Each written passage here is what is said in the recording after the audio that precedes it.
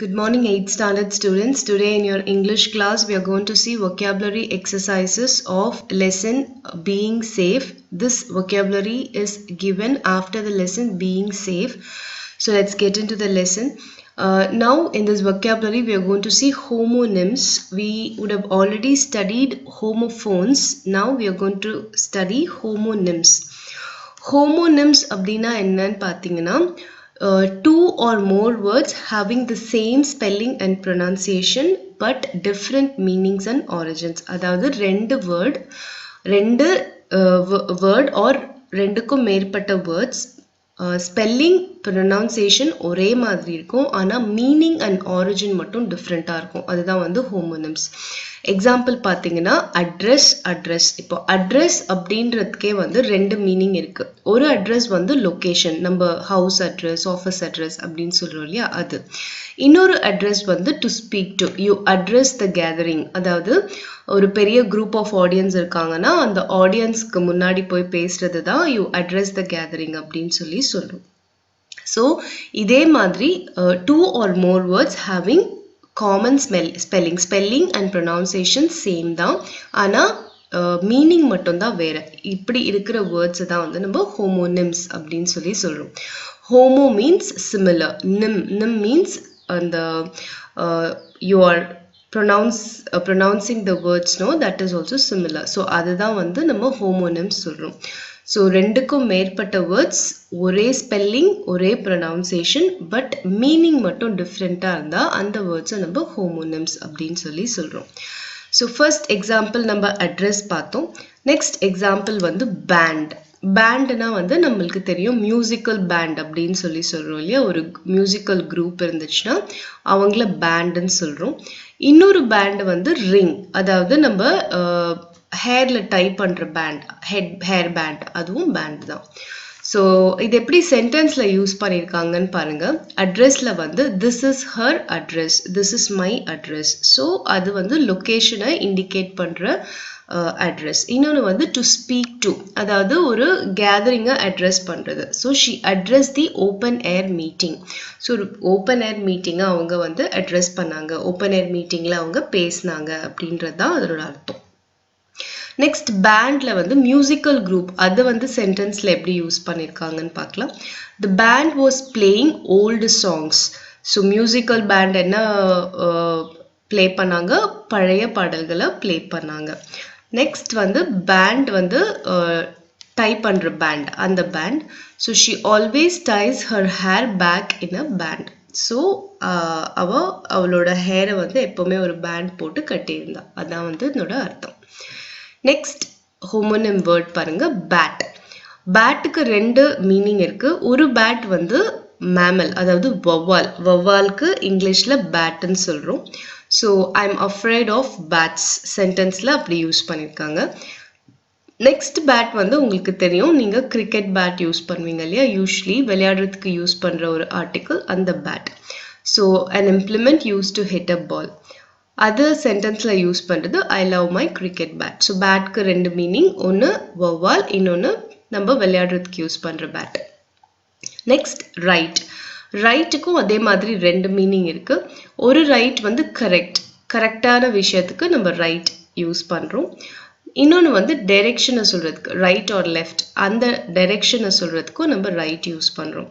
So he is right, அது வந்து correct அப்படின்னு சொல்றதுக்கு நம்ம யூஸ் பண்றோம். ஹீ இஸ் ரைட், அவன் சரியா தான் சொல்றான் அப்படின்றது அர்த்தம். நெக்ஸ்ட் வந்து டைரெக்ஷனை இண்டிகேட் பண்ற மாதிரி right, take a right turn. So நம்ம யூஸ்வலாவே சொல்வோம்ல, take a left turn, take a right turn, அந்த மாதிரி சொல்றது. ஸோ இப்போ நம்ம ஹோமோனிம்ஸ்னா என்னன்னு பார்த்தோம். ஹோமோனிம்ஸ்னா வந்து two or more words having same spelling and pronunciation but having different meanings, அதுதான் வந்து ஹோமோனிம்ஸ்னு நம்ம பார்த்தோம். அதுக்கான எக்ஸாம்பிள்ஸ்லாம் நம்ம பார்த்தோம். இப்போ வந்து நம்மளுக்கு நிறைய வேர்ட்ஸ் கொடுத்துருக்காங்க. இதை வந்து நம்ம சென்டென்ஸ்ல யூஸ் பண்ணணும். அதுக்கான மீனிங்ஸும் அவங்க கொடுத்துருக்காங்க. So let's do this. First word வந்து பிரைட் வந்து ஒரு மீனிங் வந்து பார்த்தீங்கன்னா வெரி ஸ்மார்ட் ஆர் இன்டெலிஜென்ட். ரொம்ப இன்டெலிஜென்ட்டாக ஸ்மார்ட்டாக இருக்கிறவங்கள பிரைட்னு சொல்லுவோம். இன்னொரு மீனிங் அதுக்கு வந்து பார்த்தீங்கன்னா ஃபில்டு வித் லைட், அதாவது ரொம்ப வெளிச்சமாக இருக்குது அப்படின்றதுக்கும் நம்ம பிரைட் யூஸ் பண்ணுவோம். ஸோ இது எப்படி நம்ம சென்டென்ஸில் யூஸ் பண்ணுறதுன்னு பார்த்தீங்கன்னா, ஃபர்ஸ்ட் இருக்கிற பிரைட், ஸ்மார்ட் ஆர் இன்டெலிஜென்ட் அப்படின்னு இருக்கு இல்லையா, அதுக்கு நம்ம என்ன சென்டென்ஸில் யூஸ் பண்ணலான்னு பார்த்தீங்கன்னா, she is a bright student. So யூஸ்வலாகவே வந்து ஒருத்தவங்க வந்து கிளாஸில் ரொம்ப ஸ்மார்ட்டாக இருக்காங்கன்னா அவங்கள நம்ம டீச்சர்ஸ் எப்படி சொல்லுவோம், she is a bright student, he is a bright student, or Samuel is a bright student, அந்த மாதிரி நம்ம யூஸ் பண்ணலாம். நெக்ஸ்ட் வந்து பிரைட் ஃபில்டு வித் லைட், அதாவது ரொம்ப வெளிச்சமாக இருக்குது அப்படின்றதுக்கும் நம்ம பிரைட் யூஸ் பண்ணுறோம். ஸோ நம்ம அதை எப்படி சொல்லலாம் அப்படின்னு பார்த்தீங்கன்னா, this room is filled, this room is bright, this room is very bright அப்படின்னு நம்ம யூஸ் பண்ணலாம். நெக்ஸ்ட் வந்து எக்ஸ்பிரஸ். எக்ஸ்பிரஸ்க்கும் ரெண்டு மீனிங் இருக்குது. ஃபர்ஸ்ட் மீனிங் வந்து பார்த்தீங்கன்னா சம்திங் டன் ஃபாஸ்ட், ரொம்ப வேகமாக இருக்கிற ஒரு விஷயத்த நம்ம எக்ஸ்பிரஸ் யூஸ் பண்ணுறோம். இன்னொன்று வந்து கன்வே, அதாவது ஏதோ ஒரு விஷயத்த நம்ம சொல்ல நினைக்கிறதுக்கும் நம்ம எக்ஸ்பிரஸ் அப்படின்ற வேர்ட் யூஸ் பண்ணோம். ஸோ ஃபர்ஸ்ட் எக்ஸ்பிரஸ்க்கு வந்து நம்ம என்ன சென்டென்ஸ் யூஸ் பண்ணலான்னா, this is an express train. So this is an express train அப்படின்னா அந்த ட்ரெயின் வந்து ரொம்ப ஃபாஸ்ட்டாக போகிற ட்ரெயின் அப்படின்றத நம்ம மீன் பண்ணுறோம். நெக்ஸ்ட் வந்து எக்ஸ்பிரஸ் கன்வே, அதாவது ஒரு விஷயத்த வந்து நம்ம சொல்லணும், அதுக்கு நம்ம எக்ஸ்பிரஸ் யூஸ் பண்ணணும் சென்டென்ஸில். So you must express your feelings. So you must, உன்னோட ஃபீலிங்ஸை வந்து நீ கண்டிப்பாக வந்து வெளியே சொல்லணும் அப்படின்றது தான் அதோட அர்த்தம். You must express your feelings. இன்னொன்று வந்து நான் சொன்னது வெரி ஃபாஸ்ட், எக்ஸ்பிரஸ்க்கு இன்னொன்று ஃபாஸ்ட். ஸோ அது வந்து நம்ம this is an express train அப்படின்றது நம்ம யூஸ் பண்ணோம். ஸோ நெக்ஸ்ட் வந்து பார்த்தீங்கன்னா கைண்ட் கொடுத்துருக்காங்க. கைண்டுக்கும் வந்து ரெண்டு மீனிங் இருக்குது. ஒன்று வந்து பார்த்தீங்கன்னா டைப். ஸோ டைப்னா நம்ம வந்து எந்த மாதிரியானவங்க அப்படின்றத சொல்கிறது கைண்ட். நெக்ஸ்ட் இன்னொரு கைண்ட் வந்து பார்த்தீங்கன்னா கேரிங், ரொம்ப கனிவாக இருக்கவங்கள வந்து நம்ம கைண்ட் அப்படின்னு சொல்லி சொல்கிறோம். ஸோ இதுக்கான சென்டென்சஸ் வந்து நீங்கள் உங்களோட ஓனாக ட்ரை பண்ணுங்கள், ஈஸி தான். ஸோ இந்த கைண்ட் வந்து ரொம்ப கனிவானவங்கன்னு சொல்கிறது. இன்னொரு கைண்ட் வந்து பார்த்தீங்கன்னா ஒரு டைப், இவங்க எந்த டைப் ஆஃப் பர்சன் அப்படின்றத நம்ம இண்டிகேட் பண்ணுறதுக்கு கைண்ட் யூஸ் பண்ணுறோம். ஸோ இதுக்கான சென்டென்சஸ் எப்படி நம்ம யூஸ் பண்ணலாம்னு யோசிச்சு நீங்கள் எழுதுங்க. ஆன்சர்ஸ் வீடியோட எண்டில் இருக்குது, நீங்கள் க்ராஸ் செக் பண்ணிக்கலாம். நெக்ஸ்ட் வந்து வெல். வெல் வந்து பார்த்தீங்கன்னா ஒன்று வந்து நல்லா இருக்கிறது, இன் குட் ஹெல்த், நம்ம ரொம்ப ஆரோக்கியமாக இருக்கிறதுக்கு வெல் யூஸ் பண்ணணும். இன்னொன்று வந்து பார்த்தீங்கன்னா நம்ம தண்ணி எடுப்போம் இல்லையா, வெல், கிணறு, அதுவும் வெல் தான். ஸோ இதுக்கான சென்டென்சஸ் கைண்ட் அண்ட் வெல் ஓட சென்டென்சஸை வந்து நீங்களே யோசிச்சு, சிம்பிள் சென்டென்ஸாக இருந்தாலே போதும், நீங்கள் யோசிச்சு ஒரு சென்டென்ஸில் எழுதுங்க. எழுதிட்டு ஆன்சர்ஸ் வீடியோட எண்டில் இருக்குது, நீங்கள் க்ராஸ் செக் பண்ணிக்கலாம். Next we are going to see phrasal verb. phrasal verb அப்படின்னா என்னன்னா பேர்லேயே இருக்கு phrase. phrase-னா நம்ம முன்னாடி படிச்சிருக்கோம், group of words தான் நம்ம phrase-ன்னு சொல்லி சொல்கிறோம். ஸோ phrasal verb அப்படின்னா கண்டிப்பாக ஒரு verb இருக்குன்னு அர்த்தம். verbனா வந்து வினைச்சொல்னு சொல்லியிருக்கேன், அதாவது ஆக்ஷன் வேர்டை தான் வந்து நம்ம verbன்னு சொல்கிறோம். ஸோ ஒரு verb இருக்கு, அந்த verb-ஓட கூட சேர்ந்து இன்னும் சில வேர்ட்ஸ் வருது. ஸோ அதுதான் அப்போ phrasal verb. ஸோ ஃப்ரேஸ்னா குரூப் ஆஃப் வேர்ட்ஸ், phrasal verbனா verb ஓட இன்னும் சில வேர்ட்ஸ், குரூப் ஆஃப் வேர்ட்ஸ் சேர்ந்து வர்றது தான் நம்ம phrasal verb அப்படின்னு சொல்லி சொல்கிறோம். So a phrasal verb is a verb that is made up of main verb together with an adverb or a preposition or both. So phrasal verbல வந்து ஒரு main verb இருக்கு, அது கூட வந்து ஒரு adverb வரலாம், அப்படி இல்லைன்னா preposition வரலாம், இல்லை ரெண்டுமே கூட வரலாம். இதுதான் வந்து நம்ம phrasal verb அப்படின்னு சொல்லி சொல்கிறோம். ஸோ phrasal verb அப்படின்றது என்னன்னா it's a group of verb along with adverb, preposition or both. அதுதான் வந்து in simple termsல சொல்றது. அதாவது verb மட்டும் தனியா கிடையாது, verbனா தனியா ஒரு ஆக்ஷன் வேர்ட் இருக்குது, verbன்னு சொல்றோம். phrasal verbனா அந்த ஆக்ஷன் வேர்டோட சேர்ந்து prepositionோ இல்லைன்னா adverbோ இல்லை ரெண்டுமே கூட சேர்ந்து வந்தா அது phrasal verbன்னு சொல்லி சொல்றோம். எக்ஸாம்பிள் பாருங்க, catch on is a phrasal verb which means to understand. So catch அப்படிங்கிறது வந்து என்னது, verb. நம்ம எல்லாருக்குமே தெரியும், it's an action word. இது கூட on அப்படிங்கிற preposition சேர்ந்து வந்திருக்கு. So this is a phrasal verb. Catch onன்றதோட meaning என்னன்னா to understand, புரிஞ்சுக்கோ அப்படின்றது தான் வந்து நம்ம catch onல நம்ம அதனோட மீனிங் வந்து புரிஞ்சுக்கிறது தான் வந்து நம்ம catch on அப்படின்னு சொல்றோம். ஸோ இன்னும் கொஞ்சம் நிறைய phrasal verbs நம்மளுக்கு கொடுத்துருக்காங்க, அதனோட மீனிங்கும் கொடுத்துருக்காங்க, அதை எப்படி சென்டென்ஸில் யூஸ் பண்ணுறதுங்கிறதும் கொடுத்துருக்காங்க. நம்ம ஒன் பை ஒன் பார்க்கலாம். ஃபர்ஸ்ட் ஒன் வந்து call on somebody. Call on somebody அப்படின்றது பாருங்க, இதில் வந்து பார்த்தீங்கன்னா கால் அப்படின்றது தான் மெயின் வேர்ப், இது கூட வந்து ஆன் வந்திருக்கு preposition. So call on somebody அப்படின்றது வந்து நீங்கள் வந்து யாரையாவது ஒருத்தர் போய் விசிட் பண்ணுறது தான் வந்து நம்ம கால் ஆன் சம்படி அப்படின்னு சொல்கிறோம். சம்படினா யாராவது ஒருத்தர். ஸோ கால் ஆன் சம்படி அப்படின்றது ஒரு ஃப்ரேசல் வேர்ப். அதனோட மீனிங் வந்து you visit someone, you visit somebody, நீங்கள் யாரையாவது போய் பார்க்குறது, அதுதான் வந்து கால் ஆன் சம்படியோட மீனிங். ஸோ எக்ஸாம்பிள், இது எப்படி சென்டென்ஸில் யூஸ் பண்ணியிருக்காங்கன்னு பாருங்கள். We called on you last night but you were not home. So நாங்கள் வந்து உன்னை நேத்தி வந்து நாங்கள் பார்த்தோம், ஆனால் நீ வந்து வீட்டில் இல்லை. அதுதான் வந்து கால்ட் ஆன் சம்படி அப்படின்றதோட அர்த்தம். அண்ட் அதர் சென்டென்ஸில் அந்த மாதிரி யூஸ் பண்ணியிருக்காங்க. நெக்ஸ்ட் வந்து கால் பேக். கால் பேக் அப்படின்றது நம்ம யூஸ்வலாகவே நம்ம யூஸ் பண்ணக்கூடிய ஒரு ஃப்ரேசல் வேர்ப் தான். அதாவது யாராவது ஒருத்தர் வந்து உங்களுக்கு ஃபோன் பண்ணியிருக்காங்க, நீங்கள் அவங்க ஃபோனை மிஸ் பண்ணிட்டீங்கன்னா you should call them back அப்படின்னு சொல்லி நம்ம சொல்கிறோம். So to return a phone call. So உங்களுக்கு ஆல்ரெடி ஒரு ஃபோன் கால் வந்திருக்கு, நீங்கள் அதை மிஸ் பண்ணிட்டீங்க, now you have to call them back, அதுதான் கால் பேக் அப்படின்னு சொல்கிறோம். could you please call back in 10 minutes? So that's how you use that in a sentence. Next வந்து get rid of. Get rid of அப்படின்றதுக்கு வந்து to eliminate அப்படின்றது அர்த்தம். அதாவது வந்து ஏதாவது ஒரு விஷயத்தை தவிர்க்கிறது, அதுதான் வந்து டு கெட் ரிட் ஆஃப் அப்படின்னு சொல்லி அர்த்தம். So please get rid of that old T-shirt, it's so ragged. So ஒருத்தர் வந்து பழைய டிஷர்ட்டை ரொம்ப வருஷமாக போட்டுட்டு இருக்காங்கன்னும் போது நம்ம என்ன சொல்லலாம், ப்ளீஸ் கெட் ரிட் ஆஃப், அதை வந்து நீ உன்னோட இதுல இருந்து எடுத்துரு, எதுக்கு அதை வச்சுட்டு இருக்க, அது ரொம்ப பழசா ரொம்ப இதுவாக இருக்கு, ரொம்ப மக்கி போயிருக்கு, அதை போய் எதுக்கு யூஸ் பண்ணிட்டு இருக்க அப்படின்னு சொல்றது. ஸோ அதர்வைஸ் நம்ம எப்படி சொல்லலாம்னா, you have to get rid of your smoking habit. So நீ வந்து உனக்கு வந்து ஸ்மோக்கிங் ஹேபிட் இருக்கு, அதை வந்து you have to get rid off, அதை நீ கண்டிப்பாக விட்டுடணும் அப்படின்னு சொல்றதுக்கு நம்ம கெட் ரிட் ஆஃப் யூஸ் பண்றோம். Next keep on. கீப் ஆன்னா வந்து நம்ம வந்து ஒரு விஷயத்த தொடர்ந்து செய்துட்டே இருக்கிறதுக்கு நம்ம கீப் ஆன் அப்படின்னு சொல்றோம். To continue doing something. அது எப்படி சென்டென்ஸ்ல யூஸ் பண்ணிருக்காங்கன்னு பாருங்க. If you keep on making that noise I will get annoyed. So யாரோ ஒருத்தர் சத்தம், எதையோ ஒரு விஷயத்த வச்சு சத்தம் போட்டுட்டே இருக்காங்க. ஸோ அதுக்கு நம்ம என்ன சொல்லணும், நீ இது பண்ணிட்டே இருந்தனா கண்டிப்பா எனக்கு கோவம் வரும் அப்படின்னு சொல்றோம். ஸோ இதுவும் நம்ம யூஸ்வலாகவே யூஸ் பண்றது. Don't keep on playing in the rain.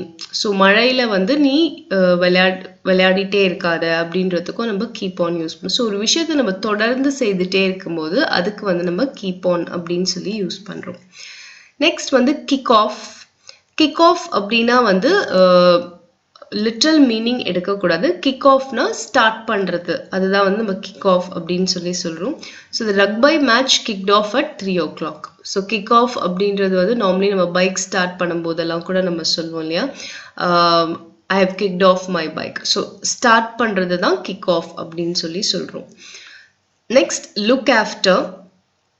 Look ஆஃப்டர்னா நம்ம ஒருத்தவங்களை வந்து கேர் எடுத்து பார்த்துக்கிறது, அதுதான் வந்து லுக் ஆஃப்டர்ன்னு சொல்கிறோம். ஸோ ஒருத்தரை நம்ம பார்த்துக்கிறது தான் வந்து லுக் ஆஃப்டர் அப்படின்றதோட மீனிங்.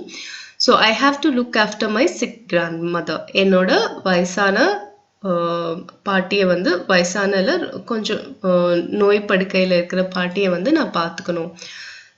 ஸோ ஒருத்தவங்களை நம்ம பார்த்துக்கிறது தான் வந்து லுக் ஆஃப்டர் அப்படின்னு சொல்கிறோம். Next we are going to see some exercises in phrasal verbs. First exercise வந்து write the meaning for the phrasal verbs. இங்க வந்து உங்களுக்கு 5 phrasal verbs கொடுத்திருக்காங்க. இதோட meanings வந்து நம்ம எழுதணும். First one வந்து look into. Look into னா to investigate or to see something அப்படின்னு அர்த்தம். அதாவது என்னன்னா ஒரு விஷயத்தை வந்து நம்ம இன்வெஸ்டிகேட் பண்றது, ஆராய்ந்து பார்க்கறது தான் நம்ம லுக் இன்டூ அப்படின்னு சொல்லி சொல்றோம். So the officials promised me to look into the matter. So ஒரு விஷயத்தை பற்றி நான் கம்ப்ளைண்ட் பண்ணியிருக்கேன், ஸோ அவங்க வந்து அதை இன்வெஸ்டிகேட் பண்ணுறேன்னு சொல்லியிருக்காங்க. ஸோ அதுதான் நம்ம லுக் இன்டூ அப்படின்றத மீன் பண்ணுது. நெக்ஸ்ட் வந்து கிவ் அப். கிவ் அப் அப்படின்றது வந்து பார்த்தீங்கன்னா ஒரு விஷயத்த வந்து நம்ம விட்டுடுறது, அதுதான் வந்து கிவ் அப். ஸோ அதை வந்து எப்படி சென்டென்ஸில் யூஸ் பண்ணலாம் அப்படின்னு பார்த்தீங்கன்னா, he will not give up unless he succeeds அப்படின்னு நம்ம போடலாம். அதாவது வந்து அவன் வெற்றி அடைகிற வரைக்கும் அவன் வந்து அவனோட முயற்சியை விட மாட்டான் அப்படின்றது தான் நம்ம கிவ் அப் அப்படின்னு சொல்லி சொல்கிறோம். ஸோ கிவ் அப் அப்படின்றது வந்து விட்டுடுறது, அதாவது ஒரு விஷயத்த வந்து நம்ம விட்டுடுறது, அதுதான் வந்து கிவ் அப். ஸோ அதை வந்து யூஸ்வலாக நம்ம சென்டென்ஸில் யூஸ் பண்ணும்போது யூ ஷுட் நாட் கிவ் அப், நீ வந்து விட்டுறக்கூடாது, நீ வந்து தொடர்ந்து முயற்சி செய்துட்டே இருக்கணும் அப்படின்றது தான் நம்ம சென்டென்ஸில் யூஸ் பண்ணும்போது நம்ம கிவ் அப் யூஸ் பண்ணுறோம். So he'll not give up until he succeeds, அவன் வந்து வெற்றி அடைகிற வரைக்கும் அவன் வந்து அந்த விஷயத்த விட மாட்டான் அப்படின்னு நம்ம சொல்கிறோம். ஸோ அதுக்கு நம்ம கிவ் அப் யூஸ் பண்ணலாம். நெக்ஸ்ட் வந்து புட் ஆஃப். புட் ஆஃப் அப்படின்றதுக்கு வந்து நீங்கள் போஸ்ட்போன் அப்படின்றது மீனிங், அதாவது ஒரு விஷயத்த தள்ளி போடுறது, அதுதான் வந்து புட் ஆஃப் அப்படின்றதோட மீனிங். ஸோ அதுக்கு சென்டென்ஸ் வந்து பார்த்தீங்கன்னா, the meeting has been put off for a week. So அந்த மீட்டிங் வந்து ஒரு வாரம் தள்ளி போட்டிருக்காங்க அப்படின்றது அர்த்தம். நெக்ஸ்ட் வந்து கெட் ஆன். கெட் ஆன் அப்படின்றது வந்து என்னன்னா, நம்ம ஒருத்தவங்களோட ஃப்ரெண்ட்லியாக பழகிறது தான் வந்து நம்ம கெட் ஆன் அப்படின்னு சொல்லி சொல்கிறோம். ஸோ யாராவது ஒருத்தரோட நம்ம வந்து ரொம்ப ஃப்ரெண்ட்லியாக வந்து நம்ம பழகிறோம் அப்படின்னு பார்த்தீங்கன்னா, அதுக்கு வந்து நம்ம கெட் ஆன் அப்படின்னு சொல்லி யூஸ் பண்ணுறோம். They seem to get on pretty well. So அவங்க ரெண்டு பேரும் ரொம்ப நல்லாவே வந்து ஃப்ரெண்ட் ஆயிட்டாங்க அப்படின்றது தான் அதோட அர்த்தம். நெக்ஸ்ட் வந்து பார்த்தீங்கன்னா டேக் ஆஃப். டேக் ஆஃப்னா வந்து புறப்படுறது, டிபார்ச்சர், அதுதான் வந்து நம்ம டேக் ஆஃப் அப்படின்னு சொல்லி சொல்கிறோம். ஸோ அதுக்கு வந்து பார்த்தீங்கன்னா the plane took off at 5 AM அந்த மாதிரி நீங்கள் யூஸ் பண்ணலாம். ஸோ புறப்படுறதை தான் வந்து நம்ம டேக் ஆஃப் அப்படின்னு சொல்லி சொல்கிறோம். ஸோ நெக்ஸ்ட் வந்து பார்த்தீங்கன்னா use the following phrasal verbs in your own sentence. So இங்கே வந்து ஃப்ரேசல் வேர்ப்ஸ் கொடுத்துருக்காங்க, இதை வந்து நம்மளோட ஓன் சென்டென்ஸில் வந்து நம்ம எழுதணும். ஃபர்ஸ்ட் இதோட மீனிங் என்ன நம்ம தெரிஞ்சுக்கிட்டோன்னா நம்ம ஈஸியாக சென்டென்ஸில் எழுதலாம். ஃபர்ஸ்ட் ஒன் வந்து put up with. Put up with அப்படின்றதோட அர்த்தம் என்னன்னா, ஒரு விஷயத்த வந்து நம்ம அக்செப்ட் பண்ணிக்கிறது, அதாவது டாலரேட் பண்ணிக்கிறது, ஒரு விஷயத்த வந்து நம்ம பொறுத்து போகிறோம் இல்லையா, அதுதான் வந்து புட் அப் வித் ஓட மீனிங். ஸோ ஒரு விஷயத்த வந்து நம்ம ஏதோ ஒரு நம்மளுக்கு ஏதோ ஒரு தொந்தரவு இருக்கு, அந்த தொந்தரவு வந்து நம்ம வந்து பொறுத்து போகிறது தான் வந்து புட் அப் வித் அப்படின்னு சொல்லி சொல்கிறோம். ஸோ அது சென்டென்ஸில் எப்படி எழுதலான்னு பார்த்தீங்கன்னா, I am too tired to put up with any nonsense. சும்மா ஏதாவது வந்து நான்சென்ஸாக ஏதாவது பேசாத, நான் அதெல்லாம் டாலரேட் பண்ணுற மூடில் இல்லை, நான் ரொம்ப டயர்டாக இருக்கேன் அப்படின்றது தான் அதனோட அர்த்தம். So I am too tired to put up with any nonsense. நான் வந்து எந்த அறிவற்ற செயலையும் பார்க்குற அளவுக்கு, பொறுத்து போகிற அளவுக்கு நான் வந்து உற்சாகமாக இல்லை, ரொம்ப டயர்டாக இருக்கேன், ஸோ சும்மா என்கிட்ட எதுவும் கொண்டு வராத அப்படின்றது தான் அந்த சென்டென்ஸோட மீனிங். நெக்ஸ்ட் வந்து கீப் ஆன். கீப் ஆன் வந்து நம்ம வந்து ஆல்ரெடி பார்த்தோம், இங்கே கொடுத்துருந்தாங்க இல்லையா. ஸோ ஒரு விஷயத்தை நம்ம தொடர்ந்து செய்கிறதுக்கு தான் வந்து நம்ம கீப் ஆன் அப்படின்னு சொல்லி சொல்கிறோம். So you must keep on doing your good work அப்படின்னு சொல்லி நம்ம சென்டென்ஸில் யூஸ் பண்ணலாம். நெக்ஸ்ட் வந்து லுக் ஆஃப்டர். லுக் ஆஃப்டரும் நம்ம ஆல்ரெடி பார்த்துருக்கோம், ஒருத்தரை நம்ம பார்த்துக்கிறது, அதான் வந்து நம்ம லுக் ஆஃப்டர் அப்படின்னு சொல்லி சொல்கிறோம். So I have to look after my baby, அதுவும் அந்த மாதிரி நீங்கள் சென்டென்ஸில் எழுதலாம். நெக்ஸ்ட் வந்து டேக் ஓவர். டேக் ஓவர் வந்து என்னன்னு பார்த்தீங்கன்னா, ஒரு விஷயத்த வந்து கண்ட்ரோல் எடுக்கிறது, அதுதான் வந்து டேக் ஓவர் அப்படின்னு சொல்லி சொல்கிறோம். So she has taken over the management of that hotel. So அவங்க வந்து அந்த ஹோட்டலோட மேனேஜ்மெண்ட்டை அவங்க வந்து கண்ட்ரோல் எடுத்துக்கிட்டாங்க அப்படின்றது தான் வந்து நம்ம டேக் ஓவர் அப்படின்னு சொல்லி சொல்கிறோம்.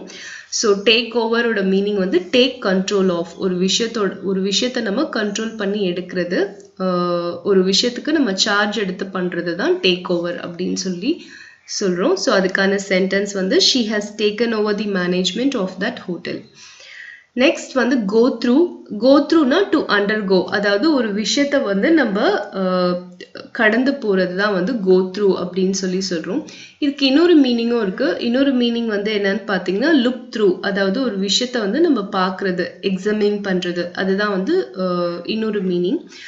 ஸோ அதுக்கான சென்டென்ஸ் வந்து பார்த்தீங்கன்னா she started to go through the science book. இப்போ யூஸ்வலாகவே நம்ம புக்கை வந்து இப்படி புரட்டி படிச்சுட்டு இருந்தோம்னா அதுதான் வந்து கோ த்ரூ, எக்ஸாமின் பண்றது. ஏதோ ஒரு புக் இருக்கு, அந்த புக் எடுத்து நம்ம அப்படியே பார்த்துட்டு இருக்கோம் இல்லையா, ஸோ அதுதான் வந்து she started going through that book. அந்த புக்கை வந்து அவங்க படிக்க ஆரம்பிச்சாங்க ஆர் பார்க்க ஆரம்பிச்சாங்க அப்படின்றது தான் அதனோட அர்த்தம்.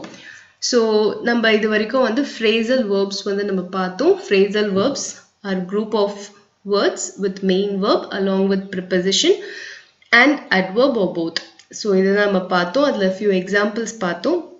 அது எப்படி சென்டென்ஸில் யூஸ் பண்ணுறது அப்படின்னு சொல்லி நம்ம பார்த்தோம். ஸோ go through பண்ணி பாருங்க, it's very easy. Next is your listening task.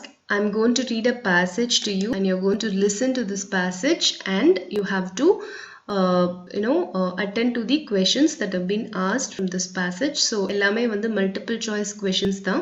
இந்த passage நல்லா நீங்க வந்து listen பண்ணுங்க. listen பண்ணிட்டு choose மாதிரி தான் கொடுத்திருக்காங்க உங்களுக்கு இதுல இருக்கிற questions. So அதுல இருந்து நீங்க கரெக்டான answers வந்து choose பண்ணி எழுதணும். So let's get into the passage. Road safety. Good morning everybody. Firstly, I would like to thank the headmaster for inviting me to speak on road safety in conjunction with Road Safety Week. Lately, there have been many road accidents in our district. In most cases, they occurred due to carelessness and recklessness.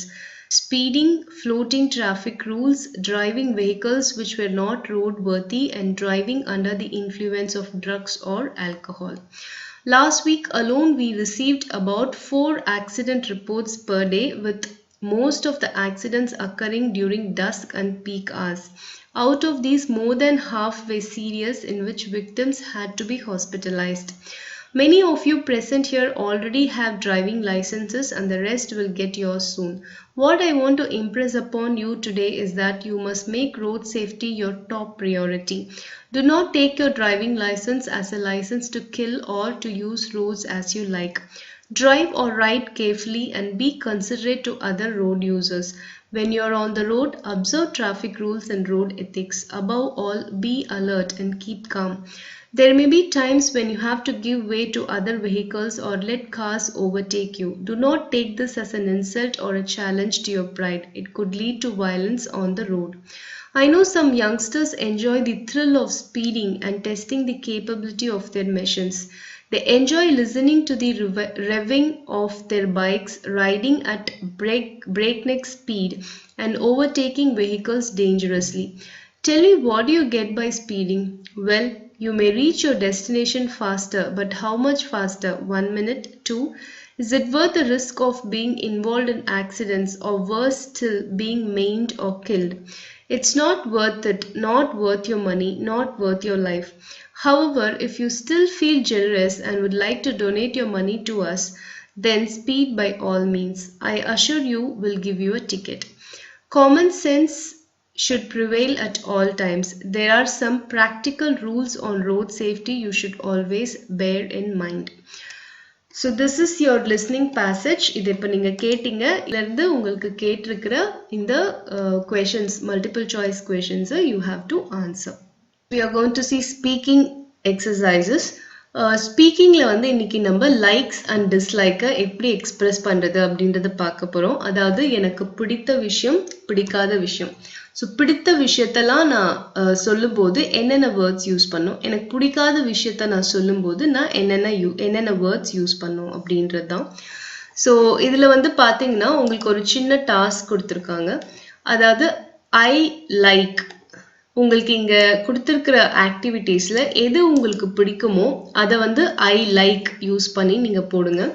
I like cooking, I like cycling, I like singing. எது உங்களுக்கு ரொம்ப பிடிக்கும் அதுக்கு enjoy போடுங்க. I enjoy playing, I enjoy drawing.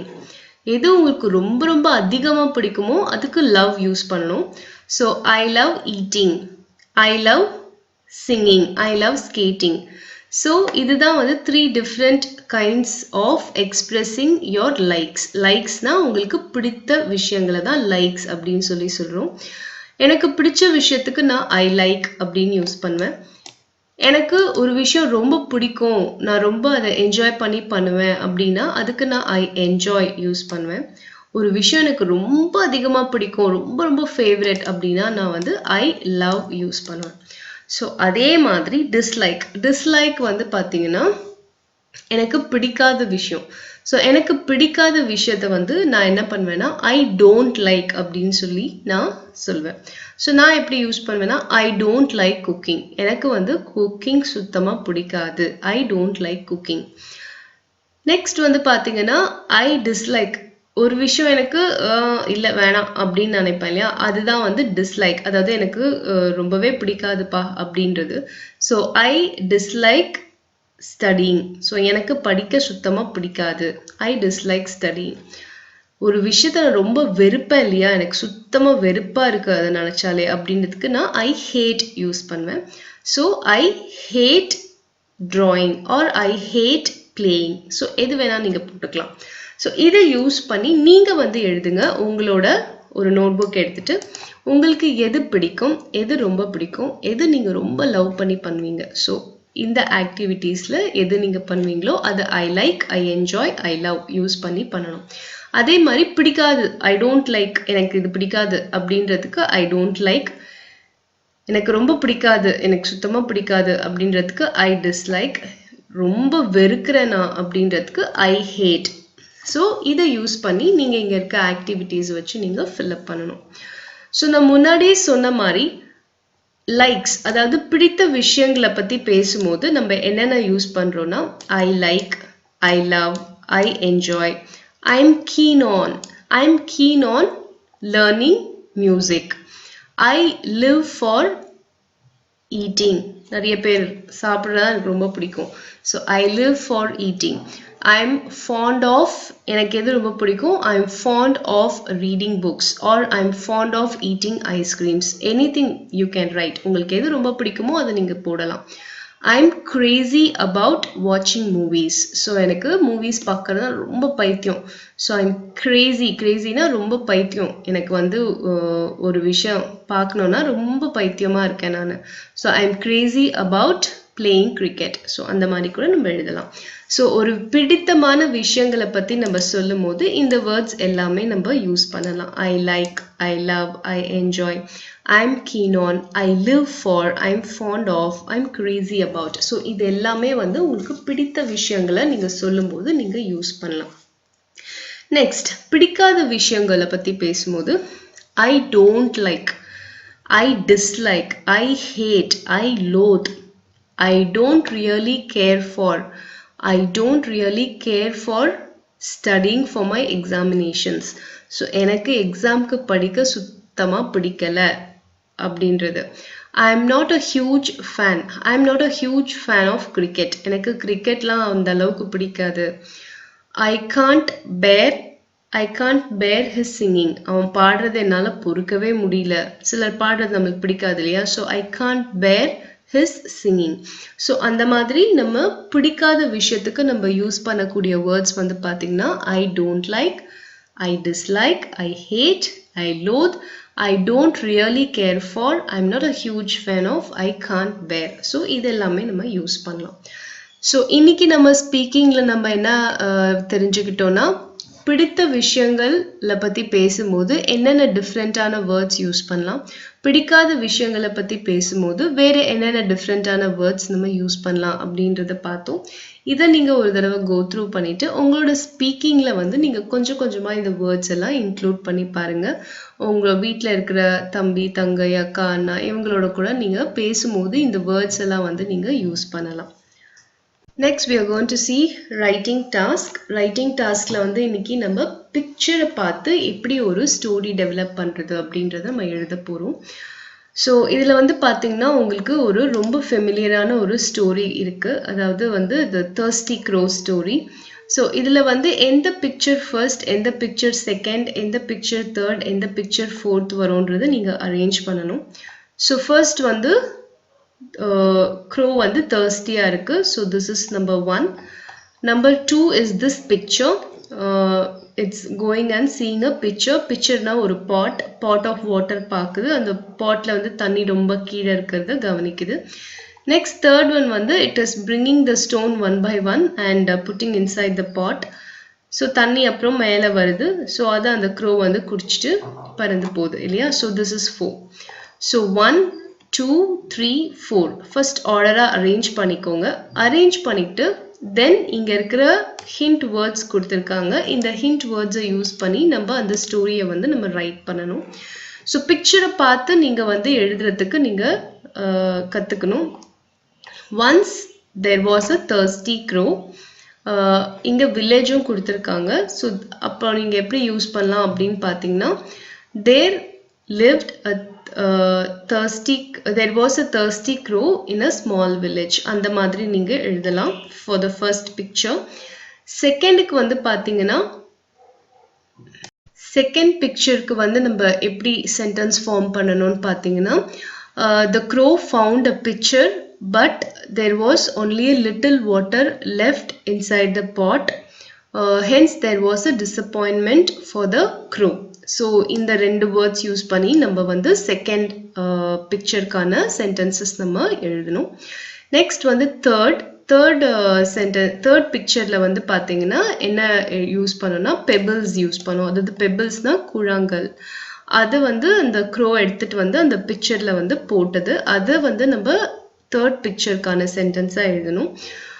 So அதுக்கு நம்ம எப்படி எழுதலாம் அப்படின்னு பார்த்தீங்கன்னா the crow got an idea and hence the crow picked up the pebbles from the ground and it dropped the pebbles one by one inside the pot அப்படின்னு சொல்லி எழுதணும். இது தேர்ட் பிக்சருக்கான சென்டென்ஸ். நெக்ஸ்ட் ஃபோர்த் லாஸ்ட் பிக்சருக்கான sentence வந்து water level use பண்ணோம்.